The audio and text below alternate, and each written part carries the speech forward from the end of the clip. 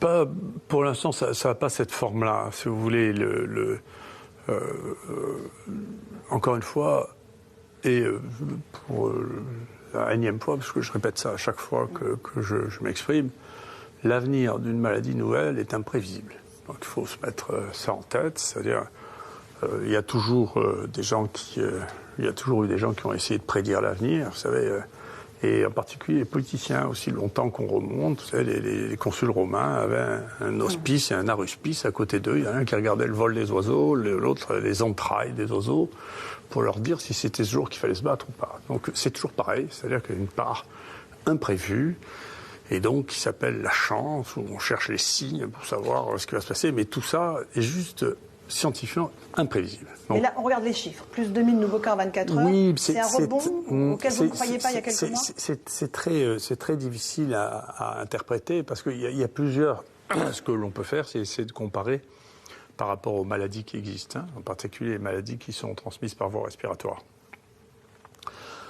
La plupart des coronavirus se présentent, nous on a fait un travail là, qui est publié, il y a 4 coronavirus qui circulent maintenant de manière endémique, qui sont apparus à un moment, qui maintenant circulent de manière endémique, c'est-à-dire tout le temps, qui ont une activité saisonnière importante. Sur l'ensemble de la planète. Hein. Sur l'ensemble de la planète. Hein, un pic saisonnier important et un fond de circulation, si vous voulez, toute l'année, avec des pics saisonniers, sans qu'on ait jamais compris pourquoi il y avait des pics saisonniers, qui est un mystère total de l'épidémiologie.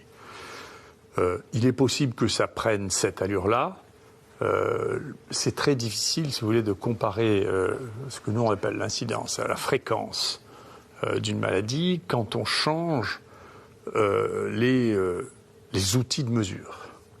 C'est-à-dire que quand on a commencé, la France, on le sait, il y avait un retard considérable à la mise en place des tests.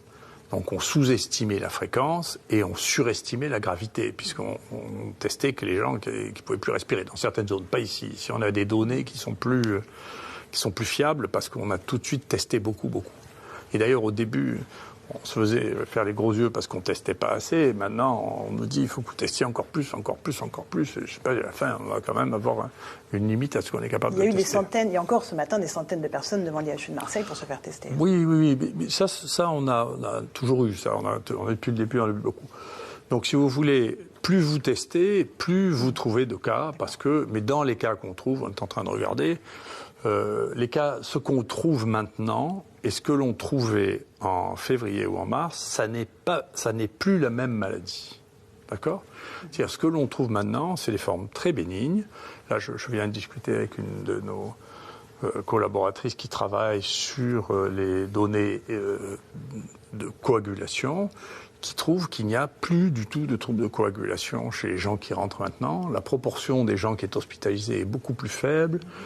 On n'a eu aucun mort sur 1000 personnes. Il y a eu un mort, mais qui est vraiment... Enfin, le Covid a joué un rôle extrêmement mineur dans sa fin de vie.